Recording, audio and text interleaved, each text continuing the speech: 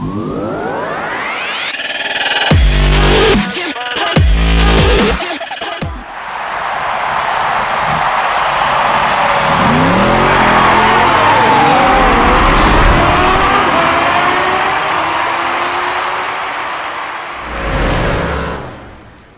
and welcome to today's video.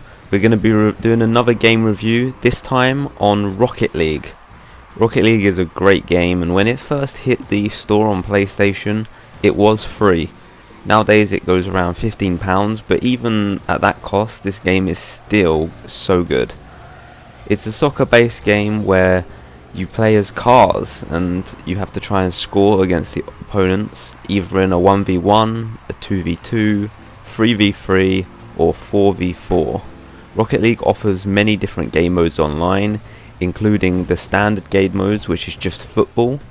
You also have hoops, which is a basketball game mode, which is normally played between 2 versus 2. There's also a ice hockey one, where you have to play with a puck, which is 3v3. And then you have drop shot, where you have to knock the ball down to the opposite opponent's side to damage the floor, creating holes, which then you have to score within those holes. When you do score, the opponent's side resets while your side doesn't, which gives a really good dynamic to the game mode. And the last game mode is Rumble, arguably probably the best and biggest game mode they added to the game, which gives you different abilities every 10 seconds.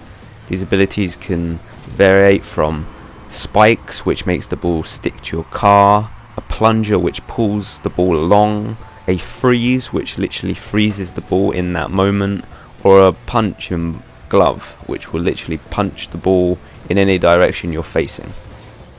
Another attribute that makes Rocket League such a great game even after the 5 years it's been out is the competitive nature of the game. Even the standard game mode, if you play 3v3, 2v2, 1v1 or 4v4, is that you just want to win and you try so hard to do so. Seen in this gameplay, it's easy to win sometimes, but they have added competitive modes in the past 2 years, which has made the game even more competitive. And if you lose a game, you really feel like you just don't want to play the game anymore. But when you are in the mood to play this game, you can get on a hot winning streak with your team. And it is a really good team-based game. I always jump into this game with my friends whenever we're bored and just play a few games for the night, and you can lose a good 5 hours on this game without even realizing. That's how good this game really is, and it is a remake of a game from PlayStation 3 days, and there is talk that there's going to be another game released for the next generation consoles, which will be a really great addition, and I will definitely be picking it up. As I say, I played this game ever since its release, and to this day I'm still happy to have it downloaded on my console. I don't think I've ever deleted it off my PlayStation, and I don't think I ever will. It's just one of those games that I can jump into any time and play. Now, Rocket League is one of those games that has great menus also. Not only can you pull up the scoreboard at any second while in-game, but when you're in the menus, you can navigate through the system so easily. It's not clustered, and it's so easy for players that have never played this game before. It also has great customization settings, which we're looking to coming up. However, this game mode in the recent years has had a season pass added to it. You know my thoughts on season passes. I don't like them so much, and I feel like it takes away the grindness and the progression of game modes. However, the season pass does only add some things that are variants, and they're just skins and customizations. And not having the season pass won't affect your gameplay, as seen here with some awesome saves and even some awesome goals that you can score just with base items in the game. Now, since I played Rocket League, I only ever used one car, which is the Roadhog. It's not a very popular car, but it's a car that I've always got used to, and for me, I feel like I'm stronger with it, even though I feel like every single car is the same and they don't come with attributes or different hitboxes. Slightly going back to the menus now, is the stat tracking system they have on this game is so great. Literally every stat in this game can be tracked, from goals, assists, saves, hat tricks, aerial hits. It's so great, and it's so good to just look back. The only problem is the game time that you've played was only added about a year ago, so it doesn't really show all of my game time I've put into the game. But nevertheless, it's still great. Now I'm showing you the season pass system they have, and you can see it's just decals and camouflages and different hats you can add into the game and wheels. It's not anything that can change the game up too much.